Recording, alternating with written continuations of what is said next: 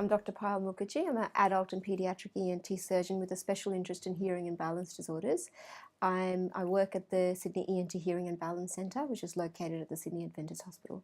So the most serious type of hearing loss in children is congenital hearing loss. Fortunately, in New South Wales, it's picked up really well. I think we've been quite in the forefront of that with newborn hearing screening called SWISH. So every child that is born gets automatically screened for that, and if there's a problem there's a follow-up system, and if there continues to be a problem, they get streamlined into the 3 paediatric centres.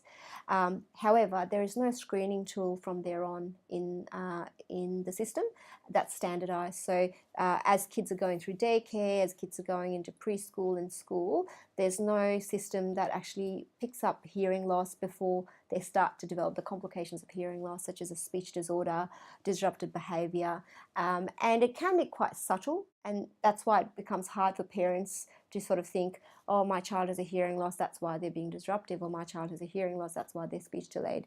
There is a lot of preschools have speech screening, so usually then the kids will get picked up when they have delayed speech, and then the speech pathologist may consider there's a hearing issue and may then streamline the patient towards a hearing test. But it's not standardized. That's particularly why having a place where you work together helps a lot. So whether a patient's coming for a hearing test, whether the patients come to see me, whether the patients come to see the pediatric speech therapist, you can automatically get alerted, and the tests can happen, centrally all together. And we try and work our rosters so we're all around. So it's Mondays, for example, are the balance days where everyone with complex balance problems, we streamline them because all the caregivers for balance is there. Wednesdays, for example, are better pediatric days because our pediatric speech therapists, our pediatric audiologists, we're all here together.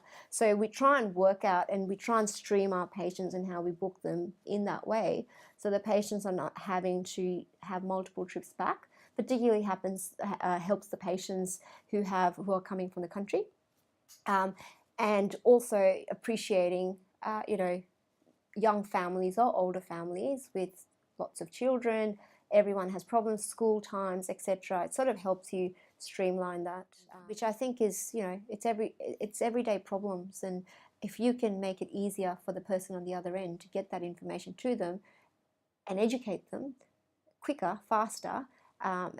It just means that kids or adults or the patient themselves are cared for better, and ultimately what you want is the children not to be having developmental delays or struggling through school, or not get to a point that the teacher pulls the mum up and going, he is being disrupted, can't listen, he's in the front of the class, it's not working, go see a doctor. You don't want the child to get to that stage. You want them to fly through it like they should.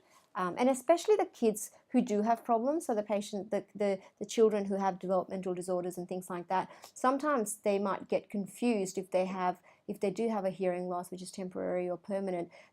People sort of blame the developmental disorder, and you might see them sort of on multiple, ADHD medications and things like that, but you haven't optimized the other things that may settle down that behavior to actually not need the medications as much.